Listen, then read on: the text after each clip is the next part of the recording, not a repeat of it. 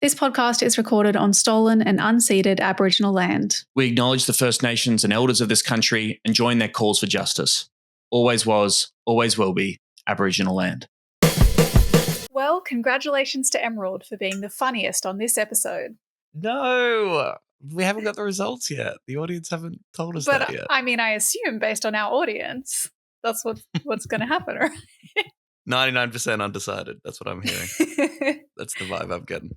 Official social media accounts for the coalition declared Peter Dutton the winner of Tuesday night's leaders' debate, despite Anthony Albanese winning the support of more undecided voters on the Sky News panel. Albanese won 44 out of 100 votes at the Wentworthville Leagues Club in Western Sydney. Dutton won 35 and 21 people remained undecided. But multiple social media accounts for the Liberal National Party and the Nationals proclaimed Dutton had won the debate, well before the official results were declared by Sky. I mean, winning is it's all mindset, It's all like a vibe. Like if you feel like a winner, then you win. Also, who among us has the time to actually wait up and make the social media post once the decision has been made? We all know it's much easier to just press schedule and put the post up and then go off and do whatever you want to do for your evening. Do you think they made two memes? Dutton, winner. Dutton, losers. Dutton, loser. Yeah, that's right. Commiserations to Peter. For eating Dutton shit. places a healthy second in leaders' debate. Well, I think Dutton did win because I think the audience were a bunch of fucking communists. News Corp's top political minds declared Peter Dutton the clear winner of its paywalled leaders election debate on Tuesday night, despite the independently selected yada, yada, yada. But now a whole bunch of News Corp people are saying that the composition of the audience was no good. Stacked, unfair. It was unfair. They cheated by being undecided voters who don't want to vote for Peter not Dutton. Insane Sky News audience people. I was starting to wonder about the composition of the undecided voters, Telegraph editor Ben English said on Sky in response to the audience questions, adding that there might be a few inquiries in the aftermath. He made his comments before the audience poll was revealed. Among questions from the audience, one voter from Western Sydney asked both leaders about their approach to the ongoing conflict in Gaza, which led Ray Hadley to voice his doubt over her status as an undecided voter, given the tone of her question. Oh, right. She cares about something. Yes.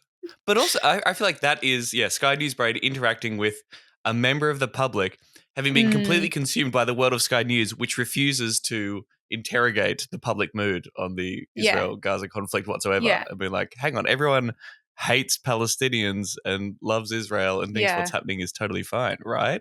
I don't like your tone, miss. You don't like genocide. I don't like that tone that you're taking. Yeah, that's right. Suspicious indeed. 5 of the Australians' expert panel of 7 handed Dutton the win, with 1 for Albanese and 1 for a draw, while 2 of the Age and Sydney Morning Herald's panel called a draw. Jacqueline Maylie handed Albanese the win.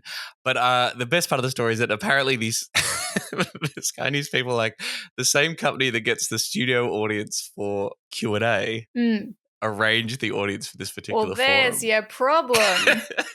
There's your bloody problem. Royal Commission into those guys. What are they doing, huh? What's their agenda? Who are they funded by? Big time Royal Let's Commission, look into please. this. Let's look into this. On debates, I did think it was funny. I saw this tidbit that was reported in the ABC as well, where Jason Clare is on the ABC doing an interview and clearly wants to pursue this line of the Liberals won't debate us. And he keeps saying, well, good luck getting the Liberals on here. And what I'd really like to see is Dutton agree to do a debate on the ABC. I tell you what would be good too, if we had a debate on the ABC. The Liberal Party are always opposed to having a debate on the national broadcaster. They're even talking about cuts to the ABC now.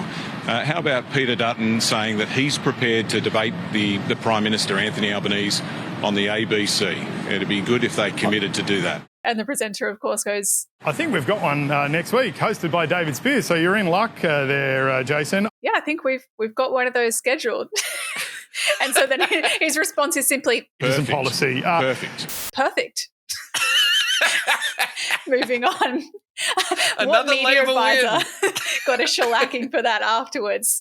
They'd already fucking scheduled one. Pay attention. Labor pressure works, yeah? True. Labor win. Delivering for you. Unfortunately, he was being non-committal to actually referencing the Greens last and actively calling out their open and active anti-Semitism. We're stuck with the hosts of Chapo Shithouse podcast. Serious danger to Australia. We're delivering a podcast. This is Serious Danger, podcast about green politics in Australia. It is not an official Greens Party podcast. It's produced by our friend Michael the Griff Griffin. I'm Tom Ballard, coming to you from Naarm on the lands of the Wurundjeri and Boonwurrung people. Hello, Emerald Moon. Hello, I'm Emerald. I'm in Meanjin on Yagara and Turrbal country. And that's right, TBC, whether we need to authorise this content, but I don't think so.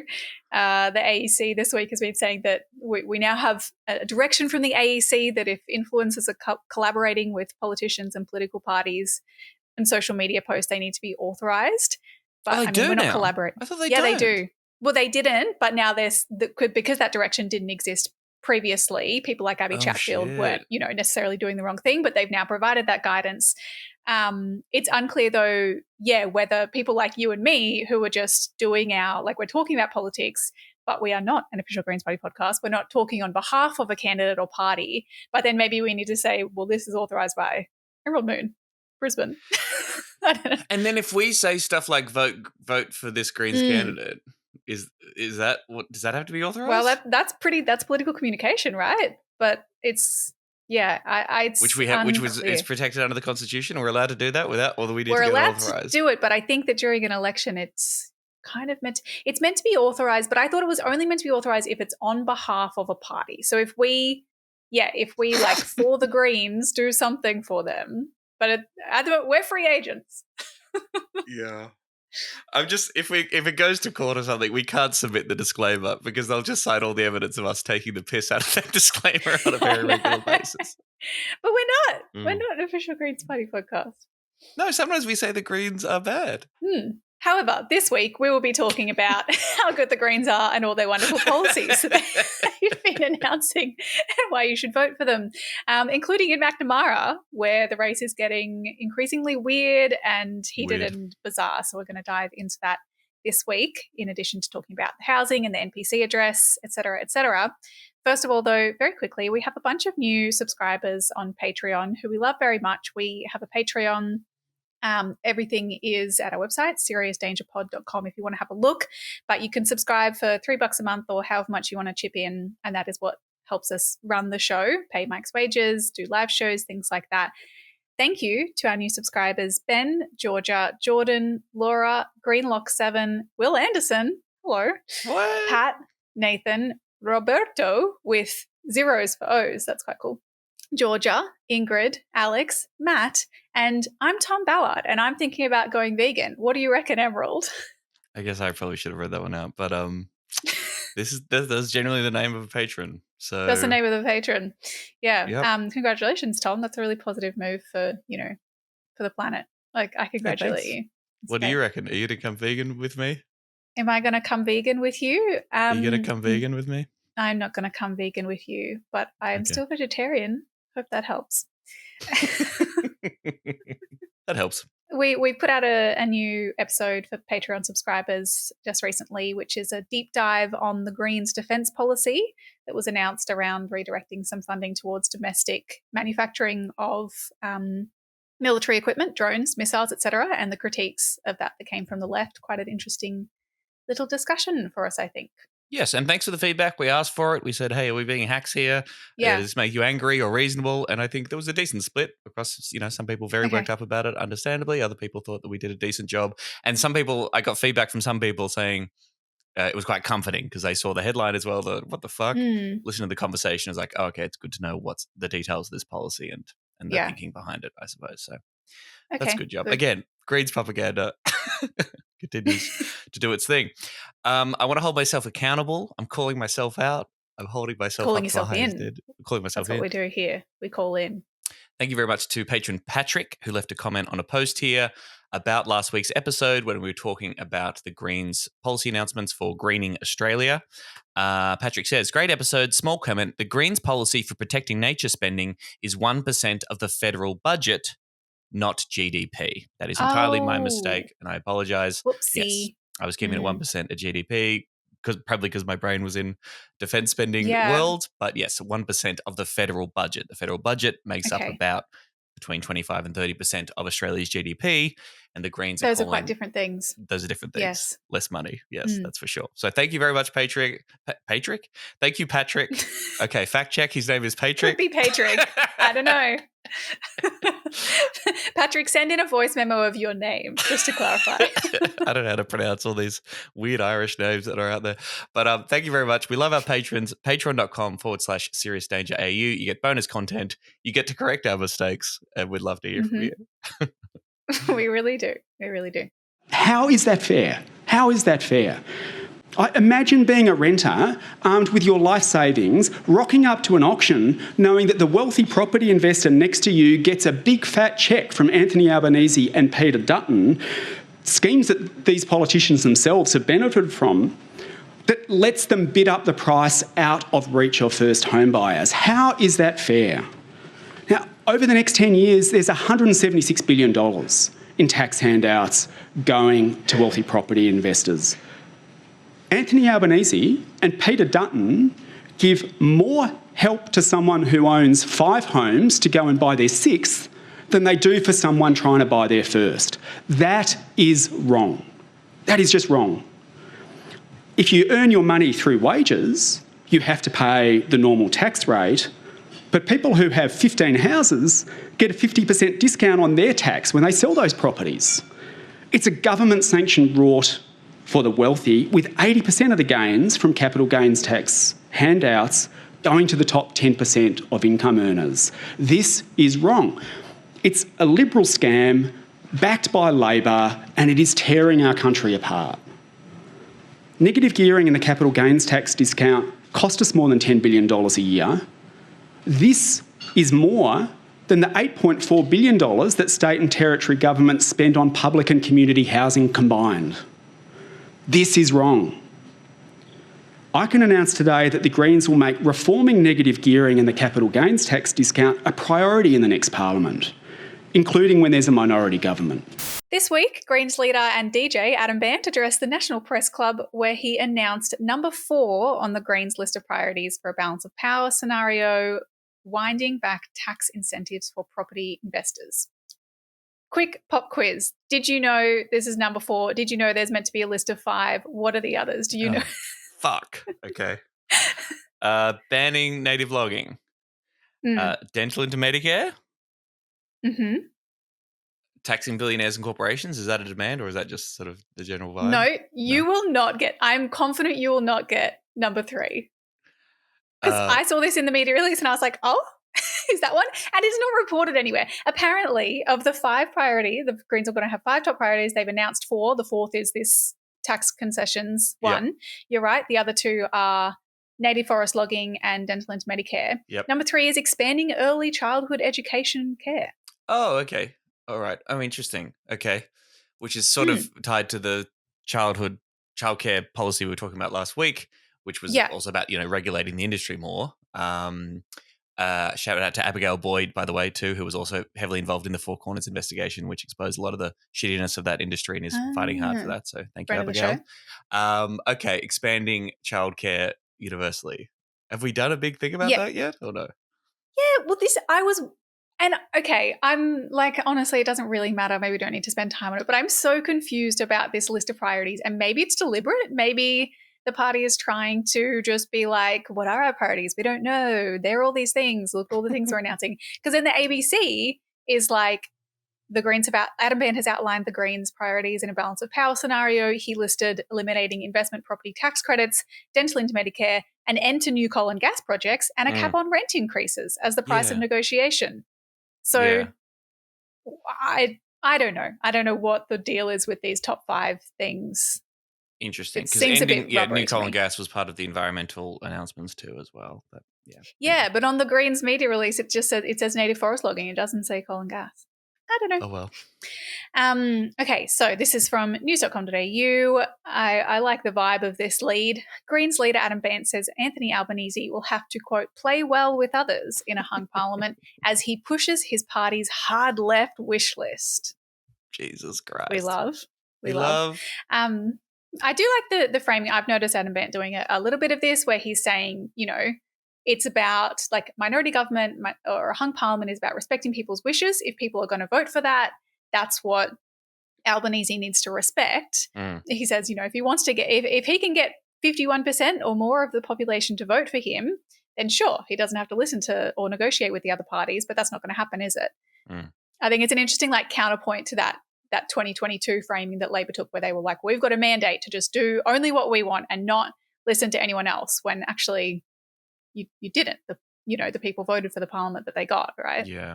Yeah, which has always been the case, right? We did all this last time, didn't we? This is, again, we were going to the federal election. There was a lot of talk about minority government in 2022. The majority government for Labor was quite a surprise.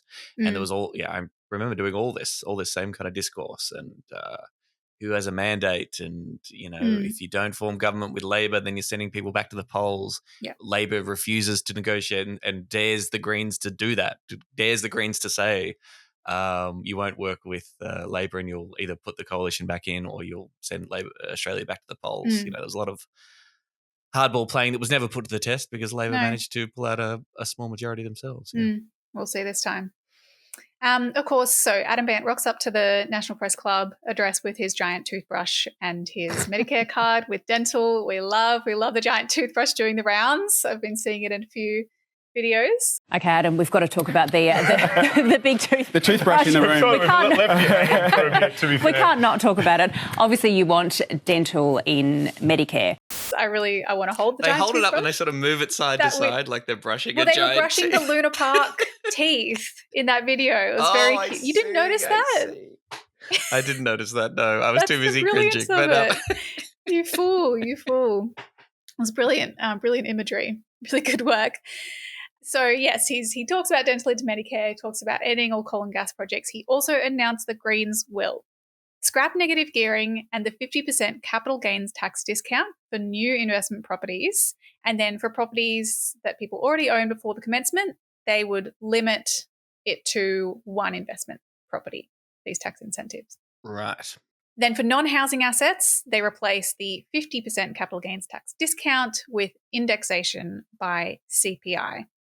Adam Bandt said, quote, "Our proposal is a serious attempt to restore everyone's economic rights, giving younger generations and renters a chance at home ownership while protecting mum and dad investors." True or false? Now, true or false? What about mum and mum investors and dad and dad investors? This is pretty heteronormative, actually. Yeah. And what about the polycules? I'm sure there are polycules out there that have like massive property investment portfolios. Huge portfolios. That's a key Greens voting demographic. Now, my major question, this is all fantastic, thumbs up for me, is this different to our 2022 policy? Because a lot of people are saying, they've really shifted by letting people have one investment property. Go, well, no, that was our policy in 2022. That's not different. But what is different here? That's a good question. So it's actually, from what I can tell, it's actually more, what's the word? All I can think is like intense, but hard left. There's less. It's radical. More hard line. It's more hard left. Revolutionary. 2022, more revolutionary. That's right. Big socialists listening. No. So in 2022, it was. Sorry, just try to placate Victorian socialists by saying they're allowed to have one investment property. Yeah, they'll love that. Socialists are like, yay. Oh fuck! They're right. No, actually, the difference is that in 2022, there was like a phase-out period for existing properties over 4 years, whereas this time the grandfathering provisions, let me put that differently. Whereas this time, the changes take effect immediately. Right. So you are only allowed to negatively gear one property straight away, whereas in 2022, the Greens said, next financial year, you can have like this percentage of it negatively geared, and then the following year it's a lower percentage until we eventually get to zero for properties that you own over one investment property. Does that make sense?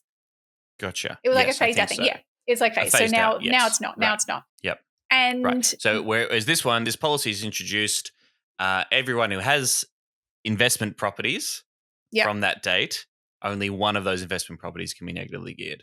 That's right. And no new investment properties Can be. Yeah. Yeah.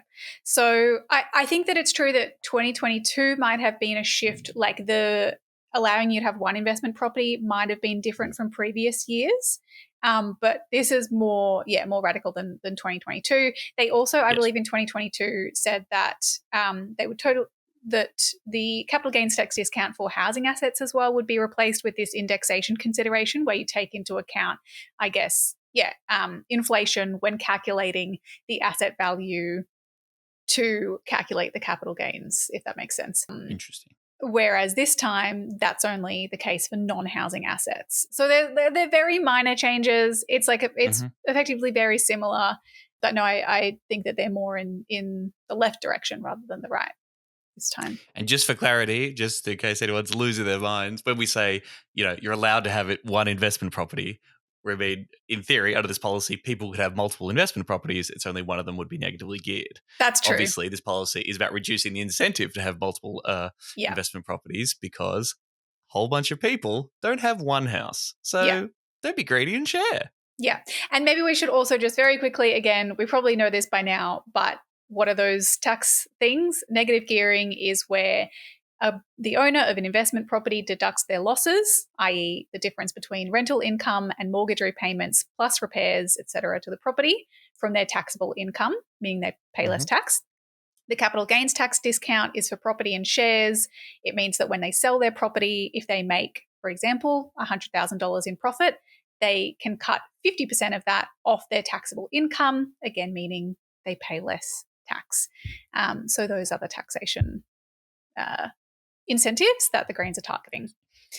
Yes, and the introduction of the capital gains discount by John Howard, combined with negative gearing, made property investing very, very lucrative and very, very appealing. And that combined with low interest rates in the early 2000s led to a huge surge in house prices. Huge number of property investors, flood into the market around that time because of those beautiful tax arrangements, and massively fueled the housing crisis that we live in now, leading Adam Bandt to describe John Howard as the biggest bastard of all in his National Press Club address. Which indeed he is, yes. And there's some really good, if folks are interested, there's analysis from the Australia Institute.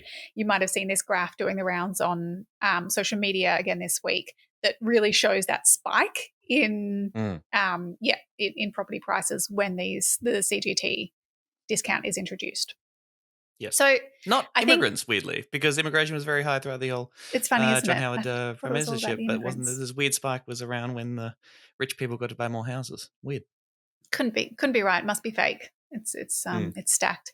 So the discourse around fucking negative gearing in particular is ever since 2019, people go, it's political poison. No one wants to touch it, etc. I feel like the political the public mood in favor of reforming these tax concessions is growing more and more supportive as time goes on. Like anecdotally, when I'm door knocking, I feel like even people who might own investment property, people who are comfortable are like, it's probably a little bit unfair. And I think the fact that the housing crisis has got so bad and we've had politicians talking about it, but nothing's actually working because it's just Band-Aid solutions.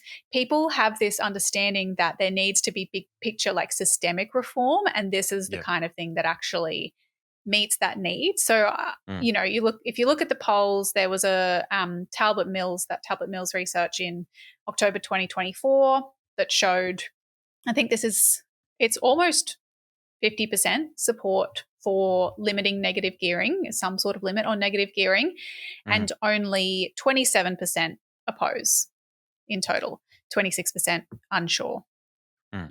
There's even stronger support for halving the capital gains tax discount. That's sitting at 57% total support and only 22% oppose. There's still stronger support for other housing measures that they canvassed in this, including, quote, release more land for development and boost the first home buyers grant. But I think the idea that, the taxation reforms are political poison isn't borne out in the stats. Well, no, and also just, we shouldn't blindly buy into that narrative in 2019. The Australian electoral study, the survey after the 2019 election, showed there was still a lot of support for reforming negative gearing, but it was just this narrative that came out of it, which allowed Labor to say, we tried that, we lost, the end. 2019 sort of had a lot more to do with Bill Shorten trying to have it both ways on a whole bunch of policies, refusing to take a stand, and him being a pretty unpopular, dodgy dude, rather than them seriously making the case for why these tax handouts for property investors were completely unfair and fueling the housing crisis. Yeah. Now, that opinion polling about yeah. first home buyers grant is pretty disappointing. I mean, so this poll has 73% support for boosting first home buyers grants. Yeah. Even though we know the economic data is so clear that just pushes up house prices. Yeah. But again, it's about what people see as possible. And I think that it's so immediately understandable. If you're looking to buy a first home, you're like, I would like a grant. Yes, please. Whereas when you're like, reduce negative gearing, CGT discounts, I don't know what that'll do. I should say as well, I think that, or maybe this is YouGov, there is another poll that, again, I believe was from October last year that showed 51% support for reducing tax breaks like negative gearing for property investors and only 17% oppose. So that's even stronger support. But not among the political and property class, of course. Ed Husic, Labor Minister, was asked about it shortly after Adam's address, and he said it's, quote, simple. The Prime Minister ruled it out. That was, again, in October last year. There was speculation about it. Also, while Albanese was buying his lovely clifftop mansion, and they were like, oh, this is kind of a bad look, but he ruled it out then. And again, they're saying this week, we aren't do it. From our point of view, that's the end of the story. The biggest thing we need to do is increase supply, blah, blah, blah. Mm-hmm. Albanese's response, even way more unhinged, really angry. There's this footage of him snapping at a press conference. He's asked, will he rule out changes? He goes, yes. How hard is it? For the 50th time, the journalist continues their questioning, trying to ask whether they'd, engage in horse trading to secure support from the Greens. Albanese cut him off, goes, what are you talking about? You might have noticed you're a state correspondent, but let me explain. And he starts talking about the Senate. He goes, you're obsessed with the Greens. I'm the Labor leader, by the way. He clearly is not fussed at all. Oh, Amma, someone's sensitive. I see. Triggered much. Enough. Yeah, I mean, the thing of we've said we wouldn't, we're not going to do it. It's it's a cop-out, right? Yes, well, I mean, they can't even be bothered explaining why, right? Yeah. And even when they do, Eddie Husic's response there, and I think more people should press the Labor Party in this and, people in the housing discourse generally, when they say it's all about increasing supply. Property investors buying up lots of houses is a limit on the supply of houses to first home buyers, yes. right? I know, it's often framed as a demand measure, right? Because if you have these tax incentives, that means that more property investors want to get into the market, which is increasing demand. Okay, but no, it's actually restricting the supply of houses that first home buyers can buy, which I think again, Adam made a pretty good job of laying out. He's sort of saying the Greens are the party for renters and first home buyers now. And that has to be the frame. This is the people buying up lots and lots of houses so they can rent out and make a profit off that. That's a reduction in the supply of houses that people can buy to live in. Okay? Yes, because what these incentives mean is this is why property investors can show up to an auction, as Adam Bandt has said, and outbid a first home buyer there pretty much every time. It's pretty clear, but of course, I mean, that's why it makes absolute sense that the real estate lobby will try to spin it any way they can to make it sound as though this is actually going to make the housing crisis worse. I mean, it's so fucking transparent given their interest, and yet the media will often just report this uncritically, which is always fun. But this is, so for example, this is from Domain, which is for property investors, the property industry, but Domain. Critics said the two policies together, if implemented, would result in a mass sale of investment properties across Australia that would drive down home prices. Yes, please. While also creating an environment conducive to more rent increases, not less. They have said rent increases. The Real Estate Institute said rents could increase by 7 to 12%. Not sure where they got that. As a result of a shrinking rental pool at a time of still high migration, with tenant demand likely to remain high, even if home prices were to become more accessible. I am so confused by this. I guess because, so they know that there's a pretty clear argument, which is, well, if house prices fall and property investment perhaps becomes a less attractive opportunity financially, maybe some investors will sell their properties, and then first home buyers would be able to move out of the rental market, reducing demand in the rental market and moving into owning their home. But so then they're like, okay, there's got to be something else we can put in here, migration.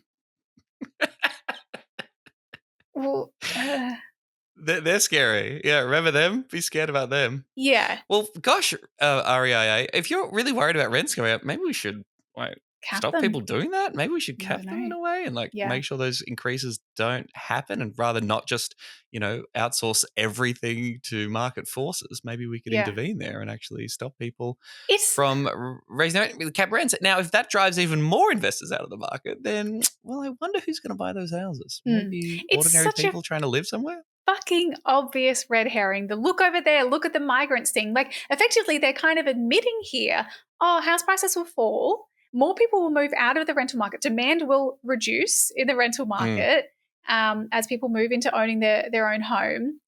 So this policy will help in that instance, but there's still too much migration, is what they're saying. But they're still trying to sell it as, this policy is going to hurt the property market. They've said restraints on investor activity could further hamper efforts to build more housing, as pre-sales to investors often help fund many new housing projects. And it's like, yes, housing property investors often do buy all the new fucking houses, and that's bad. That's bad. There are home buyers, there are first home buyers who would love to have those homes, but they can't fucking compete with the investors.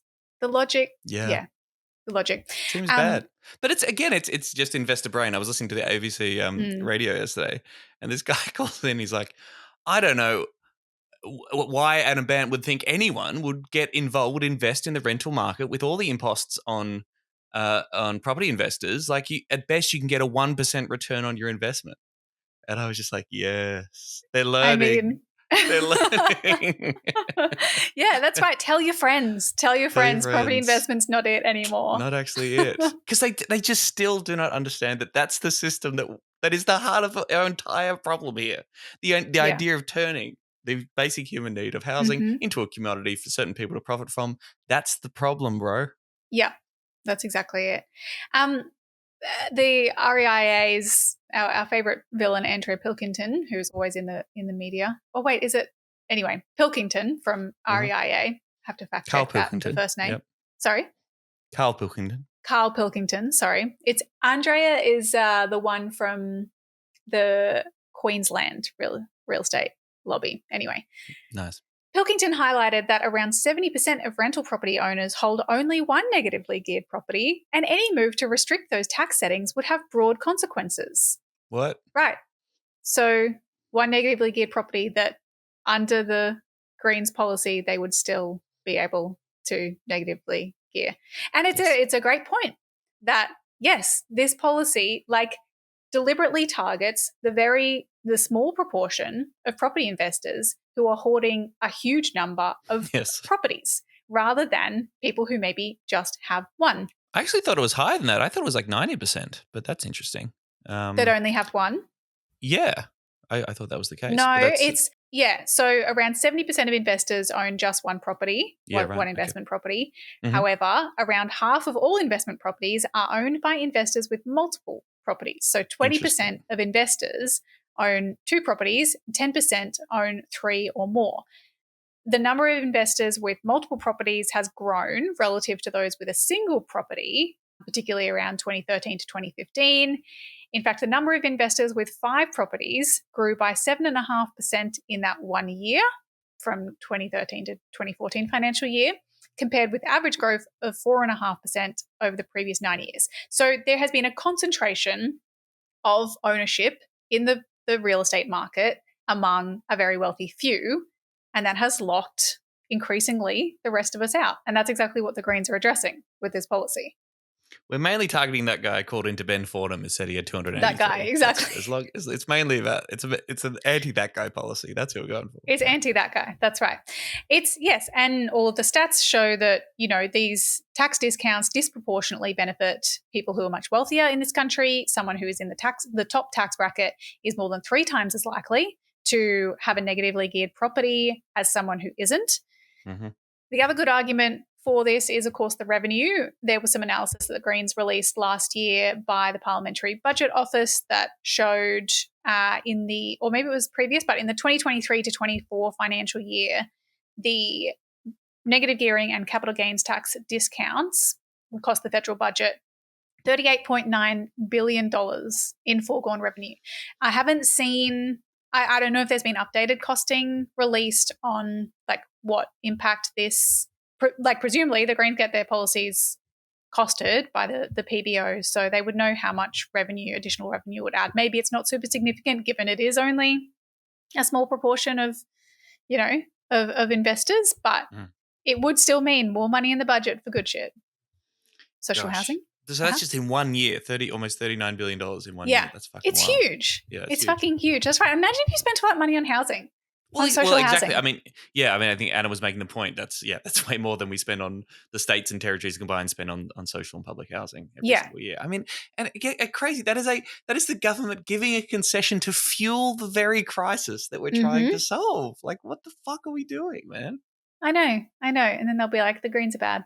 The Greens did announce, they released independent analysis, I believe, from the Parliamentary Library with this announcement that showed that the changes would allow more than 850,000 people to live in a home that they own. So people to move from renting into home ownership, which, that's the goal, right? That's the goal. And, polls show that the number one reason why people are renting is because they can't afford their own house. Sometimes renting is presented as this like cool, easy lifestyle that people choose to do while they're figuring themselves out. Not it's easy. like, no, they're renting because they can't afford a fucking deposit. And most people would love to get out of renting and settle down and get a house. Yeah, and because the rents are too high, they can't save a deposit. And then if they can save the deposit, they'll still get outbid by the property investors, blah, blah, blah. All things that only the Greens policies address. Just quickly, so this National Press Club address, you said how Adam Bandt called John Howard the biggest bastard of all. He had this like bastard theme for his speech. So he goes, former Treasury Secretary Ken Henry warned us that willful acts of bastardry from successive governments, including failing to fix capital gains tax to make housing more affordable, are robbing young people of their future. He said Howard was perhaps the biggest bastard of all. He said we need, if we don't stop these bastards, blah, blah, blah. This is also the same speech where... Is he allowed to say that? That's pretty intense. Can he say that? Can he say that? I'm like, bastard's not really a bad word, right? You hear political bastardry all the time. That's a very common phrase, yeah. I think that's you're pretty safe. If you called him a cunt, that'd get some headlines. That would get some headlines. I wonder if they considered that. Maybe next time. Who knows? He also did he paraphrased that quote around, we're used to powerful men ruining the world or whatever. We just didn't know they'd be such losers. He referred to big loser energy. To paraphrase Beck Shaw, we're watching the world being burned down by powerful men. We just didn't know they would be such losers, right? And this election is an incredible chance to say, like, we say no to that big loser energy that's coming out of the White House. Big loser energy from Trump, sorry.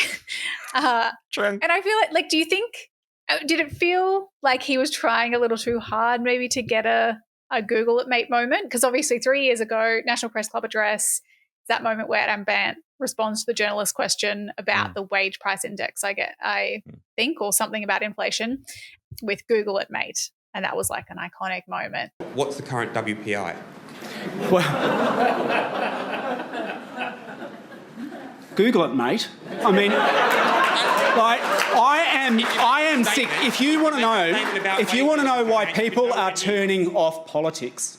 Well, I think because I read an AFR piece by Richie Merzian, is that his name or whatever? Oh, I think was the guy who asked the question, right? The nerd with the glasses who kind of got owned. Yeah. But his big take was like, oh, Adam Bandt's he's calmed down a lot. He's like in the sensible centre, and he's not going for these big viral moments. And they've sort of, he's trying to tell this narrative that the Greens have been humbled by recent election results, and they're trying to be a bit more moderate and in the middle, that kind of thing, which was a weird, in what way? Interesting take.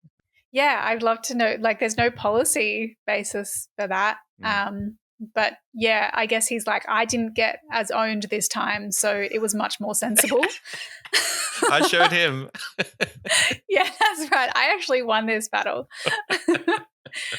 We love that guy. Yeah. Before we sign off on our housing chat, we, of course, have to talk about the other fun story this week. Amelia Hamer, the grandniece of former Victorian Premier Rupert Hamer, has repeatedly pitched herself as a renter to appeal to frustrated young voters in the seat of Kooyong in Melbourne's inner east. This is the Liberal candidate in that seat. But the 31-year-old has been forced to come clean ahead of the 3 May federal election, admitting she also owns 2 properties outside of Melbourne. Womp womp. Whoops. I am renting here, but yes. They're in fucking London, aren't they? Oh, really? Yeah. Did you see that? It's like crazy, crazy expensive parts of London. Australia and the United Kingdom. Yeah. So this is the other fun thing that I think maybe Mark DiStefano, someone tweeted that her Wikipedia page had been updated shortly after this news broke to read, Amelia Hamer is an Australian-based international landlord and member of the Liberal Party, which we love. And this is why you don't use renting as ID politics without the class politics and the policies to back it up, folks. Yes, that's important, but a great indication of how much the conversation has changed. Liberal candidates in a seat like Kooyong are trying to fucking appeal to renters out there, but they keep forgetting about their massive property portfolio. Yeah, then they're like, oh my God, I totally forgot. Whoops. Yeah. Oops. Bad luck, Amelia. We can't keep voting for the same 2 parties and expecting a different result. There's a third option. Vote Greens.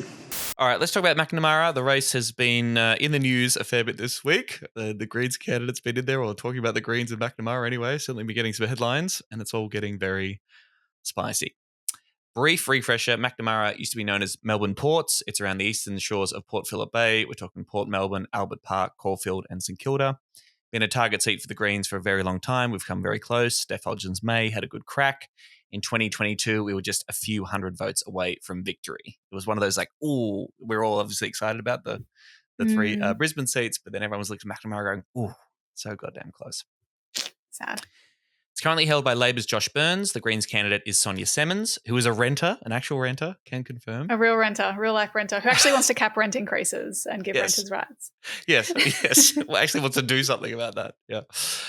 Half of voters in McNamara rent, which I think is interesting. She's a dog owner as well. She's listed that on her website. That's important. She's had 2 decades experience in the charity sector. She was the Greens candidate for Higgins at the last election before that seat was abolished. And now she's going for McNamara. The Liberal candidate is a guy called Benson Sorlow. Have you ever heard of him? Why would I have heard of this man? Well, sort of, I'm pretty sure I interviewed him. He's a Wumba man. He has PNG heritage as well. He was Australia's youth representative to the United Nations in 2011. He was 22 years old, and I'm pretty sure we interviewed him on Triple J. And he was a bit of like hey, cool young guy, first Indigenous representative. He might be out there doing the good work. He then became Australia's first Indigenous Consul General to the US in 2020. But in terrible news, he is now a Liberal Party candidate. Yeah, okay. And he got your endorsement. Well, I would not say it's my fault that he got here, but maybe he talked to me and he thought, I want nothing to do with the left of politics. He's like, this is not for me. So he's running. McNamara has the second largest Jewish community in the country. Almost 10% of the seats' population nominated Judaism as their religion in the last census, compared with the national average of just 0.4%. The seat's also home to the Adass Israel Congregation Synagogue, which was destroyed in an arson attack late last year. Josh Burns, the MP, is Jewish himself. We've discussed this on the show over the past 18 months since October the 7th. He's been outspoken supporter of Israel in many ways. There's been peaceful protests directed at his office, which is good. We support, and that's important. And there's also been vandalism and a fire attack, which is bad and has been fully condemned by the Greens. But yes, obviously this issue is very live in McNamara. This week on Wednesday night, there was a Jewish community election forum held in a synagogue in St Kilda. It was hosted by 5 Jewish groups, and even though it was about the contest for McNamara, so you want to hear from all the candidates who are trying to get people's votes there. A candidates forum, you generally invite the candidates, yes? Generally speaking, yes. The forum featured just Josh Burns and Benson Sorlow. Sonya Semmens, nowhere to be seen. Well, actually, she was there, to be fair, but she was not allowed to speak. Oh, she came even though she wasn't, invited to be a... candidate. Which is an interesting choice. Yeah, we can talk about that. Here's what The Guardian said. The Green Sonya Semmens was initially invited to attend the forum, but the offer was rescinded when some of the groups objected to her appearing at the event. Not all the groups initially agreed with calls to revoke her invite, but they reached consensus. One of the hosting organisations told Guardian Australia. I guess the consensus is just no. We love consensus decision-making. Love it. When asked why Semmens had been excluded from the Marginal Seats Forum, Jewish Community Council of Victoria Chief Executive Naomi Levin told Nine Fairfax, a decision was made by the co-hosts that the most productive forum would be between the Labor and Liberal candidates. It's all about productivity and raising productivity, I think. Is there, if I were to take a good faith approach, I would be like, if the Jewish community was interested in hearing from their potential leaders about their policies on a range of issues, not just like Israel-Palestine, then maybe you would get the candidates who effectively agree or who are closer to having an agreed position on that issue so that you spend more time focusing on other things. That would be my, like, rather than wasting the entire forum with everyone just yelling about Palestine. That would be my good faith reading. Is that, I don't know, that's about I as can good tell as you I at can this do. forum, they didn't just talk about Israel-Palestine. There were lots of other issues that were covered, it seemed, from particularly environmental policy. But the dominating feature of this particular forum seems to have been questions surrounding Israel-Palestine and the Australian government's approach to the conflict. Yes. Okay. Well, and I can see here, actually, you've put this quote from Jeremy Laidler, the president of the Zionist Federation of Australia, about the fact that Sonya Semmens wasn't invited, saying the Greens' behaviour since 7 October has shown they have knowingly and intentionally fueled anti-Semitism and further inflamed damage to our social cohesion on the streets of Australia. I don't think they deserve to be platformed in the lead up to the election. Yeah. So it was openly a decision to just exclude her from having a platform to talk about her policies. Oh, yeah, totally. Well, yes. I mean, they would argue that it's that in their view, the Greens have crossed a line. And for this particular event being organised by Jewish groups, the Greens were not welcome. They don't deserve a platform to say anything. So, yes, is it based on what she would say at the forum? Is it sending a message to the Greens party? I guess this is all up for debate. But yes, certainly Jeremy and others would just say, nope, the Greens hate Jewish people. They shouldn't be allowed to speak at this particular forum. I think it's cancel culture gone mad myself. Semmens said she and her colleagues had been very clear in our rejection of anti-Semitism and urged the Jewish groups to reconsider their decision. She said she was still willing to attend the event. A Green spokesperson said that after Semmens was told she could not speak at the event, she asked to attend and sit in the front row and be available to people who wished to speak to her. Okay, so if people in the audience had a question for her, then she'd answer them. The spokesperson said that request was denied. This is a disappointing decision as it means the Jewish community won't have the chance to hear from all political candidates and make their vote count to the fullest, Semmens said. What do you reckon, Emerald? It's so frustrating in a way because we know that, like the Greens have a very clear position on this in terms of not being anti-Semitic and can refute those claims of anti-Semitism and also have a whole bunch of policies that would benefit everyone, these, the people at this forum included, and yet just denied any opportunity to say any of that. At the same time, though, I mean, is it really that bad that Sonya Semmens then doesn't have to sit there and answer, frankly, spurious, stupid, baseless accusations of anti-Semitism anymore? I don't know, Yeah, I've been really trying to think about what's the appropriate response. I mean, Sonya's sort of saying, I'm willing to come to this. I want to engage with this community. I want to answer your questions. I want to have that conversation, right?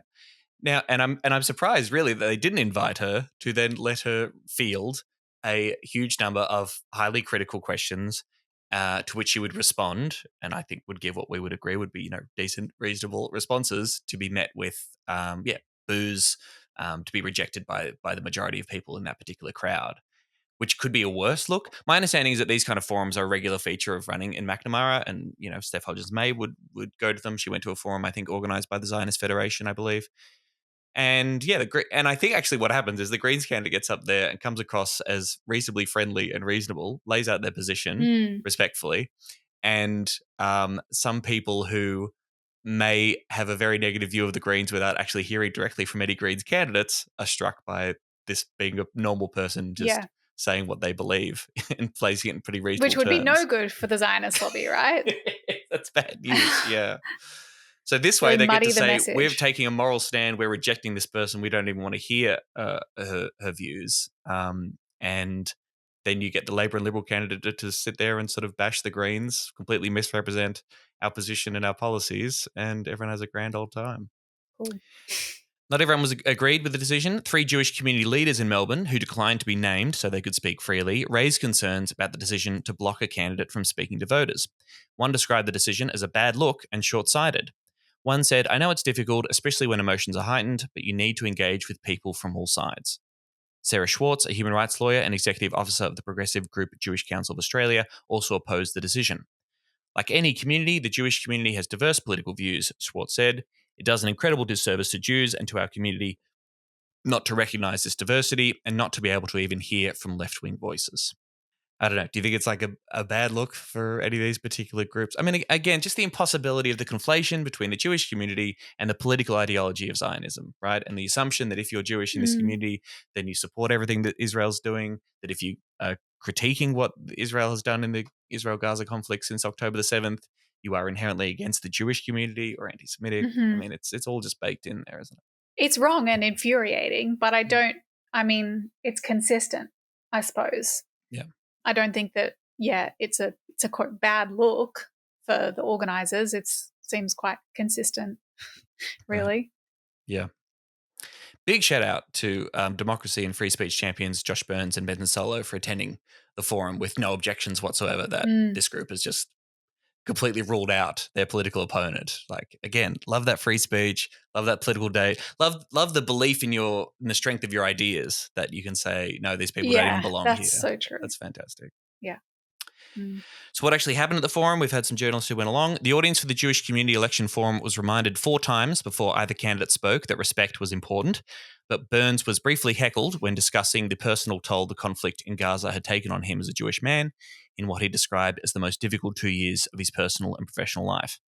A man yelled bullshit during the remarks and was shushed by other audience members, some yelling shame. The man was later ejected from the venue after a second outburst. As attendees got up to leave... Sorry, were they yelling?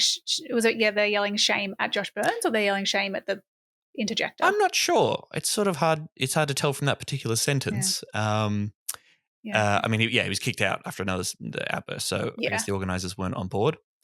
As attendees got up to leave, another man yelled, "Josh, you are a friend of Israel, but your Labor Party mates are not." Questions were put to Burns that repeatedly forced him to defend the party's policies on recognising the Palestinian state, the party's relationship with Israel, combating anti-Semitic attacks in Australia, and ensuring student safety in universities. So again, that kind of gives you an idea of the tenor of this forum, in which people are pissed and think that the Labor Party has been too hard on Israel, and their policy of vaguely recognise the Palestinian state one day down the track, but refusing to support a Greens motion in the Senate to actually do that, even though that's based into their platform. This is too much, right? This is far too much. Yeah. This is too pro-Palestine for the people gathered at this particular forum, it seems. Yeah, isn't that so telling? Yes, when particularly that issue, like you can talk about anti-Semitism and on campuses, those kind of issues, but when it's like, fuck you, you're not a friend to us because you support Palestinians, starts to pull back the curtain a little bit. Yeah. The mask slips. Jesus. I thought this was remarkable. In his closing remarks, Benson Sorlow discussed the connection between his Indigenous heritage and the Jewish community.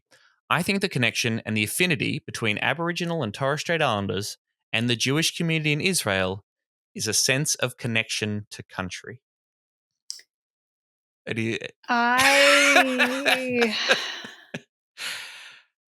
sure lots of people, Jewish, Israeli people, have connections to the country of Israel. That's fine. Is there anyone else you want to mention there that might have an Indigenous relationship to the land, that might have a connection to the country there, Benson, or do they not really? I think this is a real point of conflict as well, because I have seen Palestinians make the argument that, like, Zionists do not have the same connection to country that they do and don't treat Palestine with the respect that they do. I have also I've had conversations personally with Jewish people who have said that is deeply offensive to them because, like Zionism is kind of predicated on this spiritual connection to the land, whether that's disputed. But so it's kind of wild to make an assertion like this just without mentioning Palestine at all. Yeah, God. The Greens weren't there. Weren't represented at the panel, but we did get a mention. You'll be very pleased to know. Quite a few mentions, actually.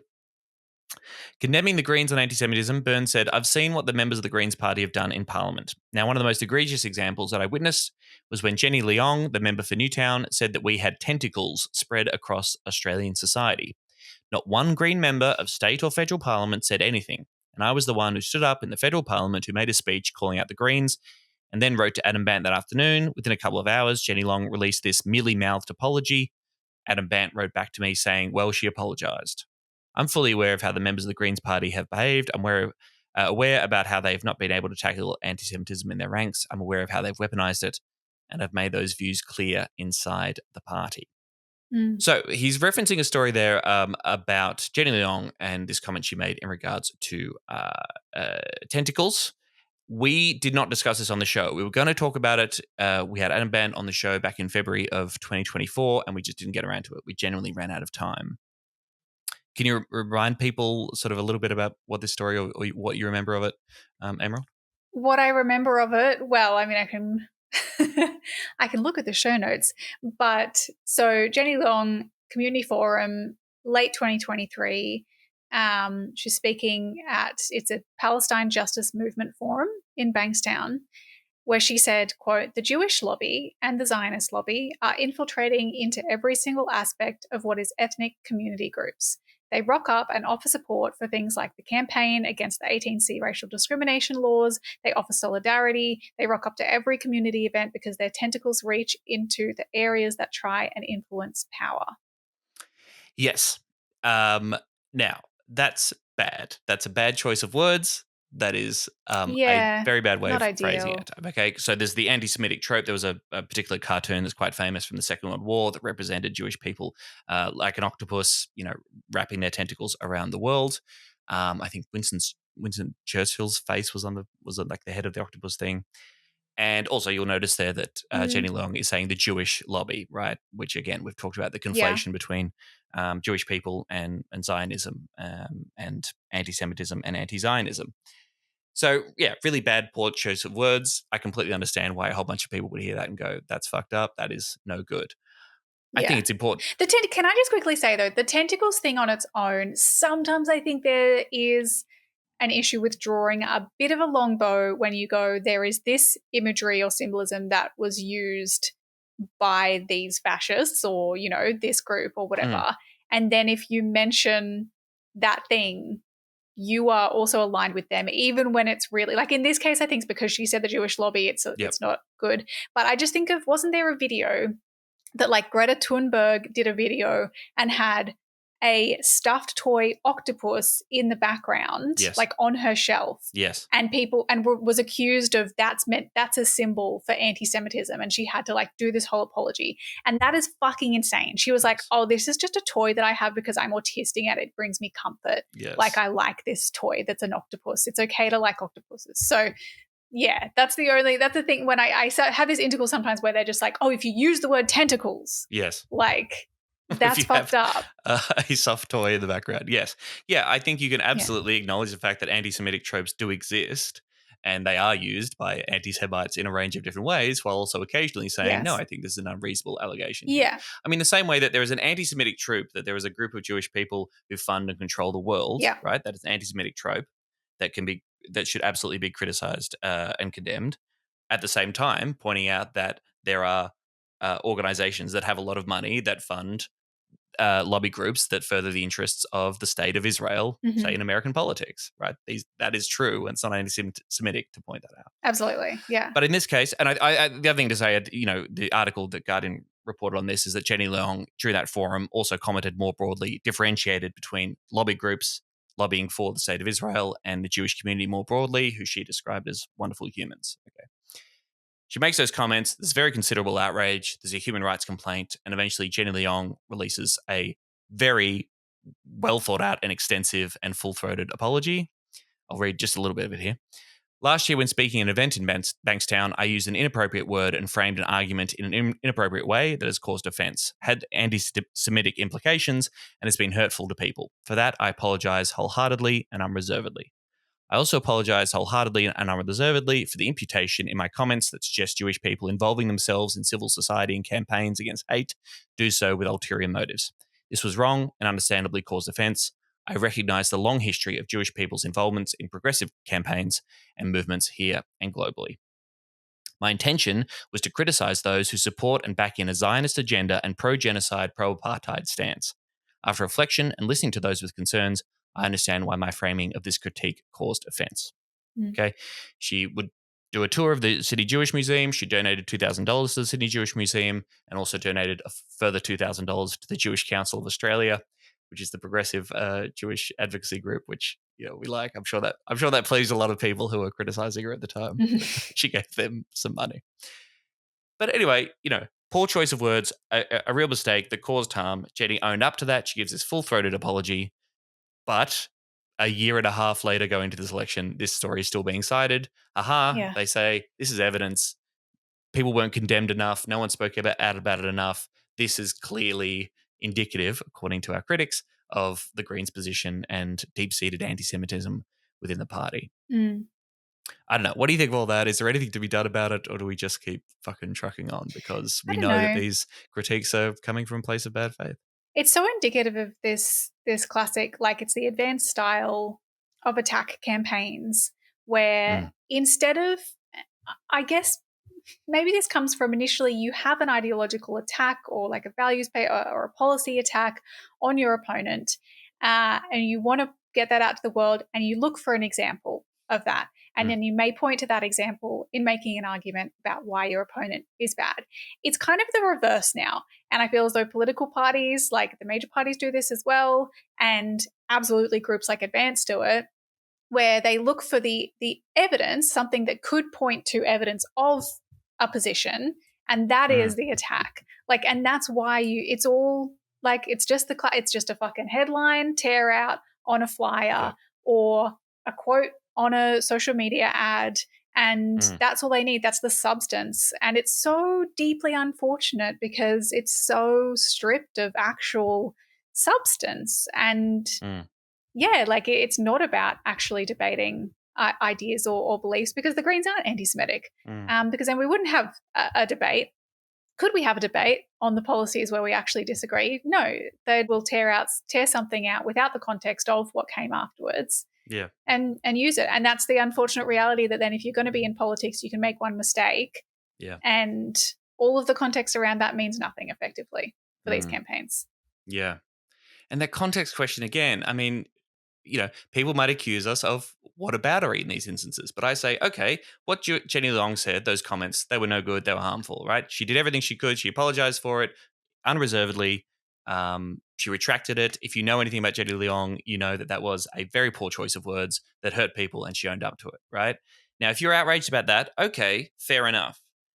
But you must magnify your outrage 1,000 times at the act of a genocidal war, an apartheid state that is waging war crime after war crime and killing, at latest estimates, at least 17,000 children. Okay, if you are silent or you think that's complicated or ambivalent about that particular issue and you really want to focus on and think the most important thing to talk about is a poor choice of words a year and a half ago by someone, I'm sorry, I can't take this seriously. I'm going to question your motives and illustrate the fact that this is a particularly a bad faith attack on your political opponents to further your own political agenda and distract us from the real fucking story, which is that a ally of Australia is carrying out a genocidal war on an innocent civilian population. Hear, hear. That's it, Tom. Thank you. Another part of the story is the open ticket question. Okay, there's been stories this week about Labor potentially running an open ticket in the seat of McNamara. That means they would not direct their preferences anywhere. And this came up at the forum. The first question was to Burns on preferences. Will you be putting the Greens last? Burns replied, I've obviously made my views clear. Inside the Labor Party, there is a ballot process that is going to be completed on Friday, and then the nominations will be drawn, and all of the candidates will be listed. There won't be a how-to vote from any political organisation that we already released before then, so it's only a few days away, and then we'll give the full answer. Another story on this said a party insider said McNamara was a unique seat with unique circumstances, and the party could make special considerations with preferences, providing it didn't hurt negotiations with parties in other key seats. Interesting. We're recording this on Friday. Okay, so at this time of recording, we don't know what the decision is. I guess we'll find out today. Maybe by the time this episode is out, we'll know what Labor's doing then. All the indications I've seen is that they are going to run this open ticket. What do you think about that? How big of a deal is it? It's pretty cooked, right? But I mean, given that this is a Labor Greens contest, is it? I can't remember. What's the psephology of this seat? Does the Liberals generally poll first on primaries?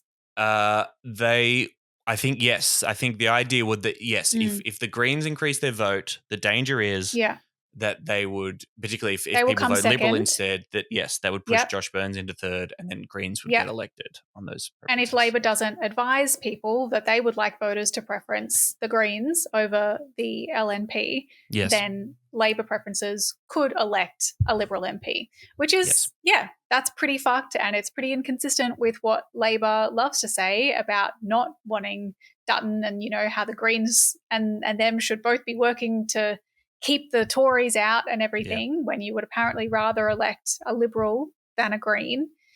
It's still, open tickets, they do make some difference to how people put their preferences, but it would be a different, I think there's a degree of difference from, for example, if they'd actually issued a how to vote recommending that people put the Liberals above the Greens, that would be one step, and open ticket is the next, but you would hope that still a lot of Labor voters would prefer that the Greens win than the Liberals, but who knows? Yeah, you'd fucking hope so. And I'm sorry, this idea of as long as it doesn't fuck up negotiating other seats. So if you're making this decision to run an open ticket because of your alleged anti-Semitic, you think the Greens are anti-Semitic, then I'm sorry, then you should apply that to every seat, surely. Not be we can't run this, we can't help out the anti-Semitic party in this seat where there's a large Jewish community, but anywhere else where it helps us out, then that's fine. Fuck you. Is he standing on principle or not? Is it principled or strategic? And clearly it's about them trying to fucking hold on to this seat where the Greens are the greatest threat. Yeah. By posturing themselves. Yeah, and you can see that in the quotes that you gave from Burns at this forum, where his primary objective there is differentiating himself from the Greens in order to keep his seat. It's not ideological or... He sort of said... I really like Benson. He's a nice guy, but he's not the person I'm worried about winning this seat. The only people who can win this seat are me or the Greens. And if the Greens form into the top two, then think about the people who make up this electorate. Young, progressive people from Elwood, from St Kilda, from Windsor, from South Melbourne, from South Bank. We are a proud and large Jewish community, but we're only 10% of the electorate of Macnamara. The preferences, regardless of what the Labor Party says, are not going to the Liberal Party from those young people. The Labor Green voters who are ultimately deciding the last election, who will decide this one here in Macnamara, they're the overwhelming majority of the seat that I'm focused on. So then why is he doing an open ticket? Yeah. Weird, mate. Anyway.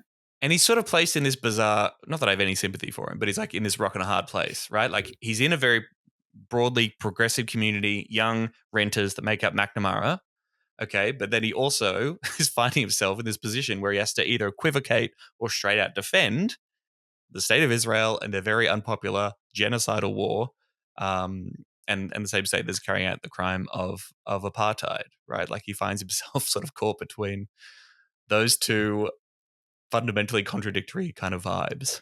Would that be fair to say? I mean, where? I don't know.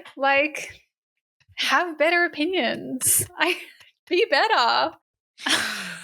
Anyway, having read about the forum, I think the winner was Sonya Semmens, and I congratulate her on that. And we should really, she came out on top. Yep. Congratulations, Sonya Semmens. We'll be posting that on our social media shortly. That would be, I must say, an incredible move if the Greens just posted a meme saying winner of the forum. But look, winner. SonyaSemmens.com, that is the website. I think Sonya's great, and it would be great to see the Greens get up in Macnamara. And, yes, anti-Semitism is horrific. All racism is horrific and should be rejected fully.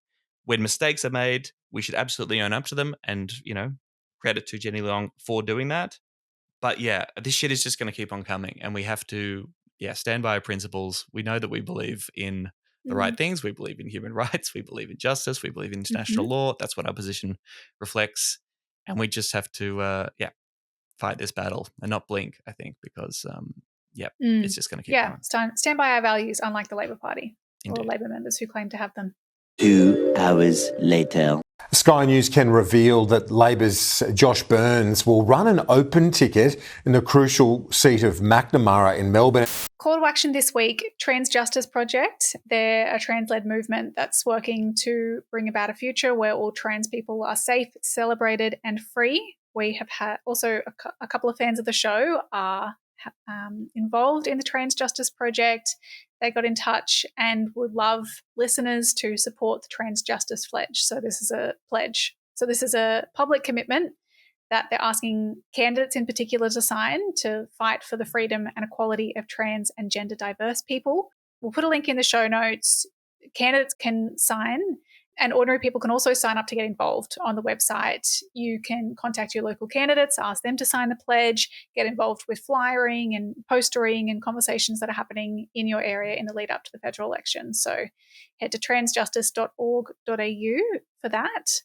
And sorry, you said something about Avery? Yeah, I just want to give a shout out to Avery Howard. They are a Greens candidate. They're running in the seat of Fowler.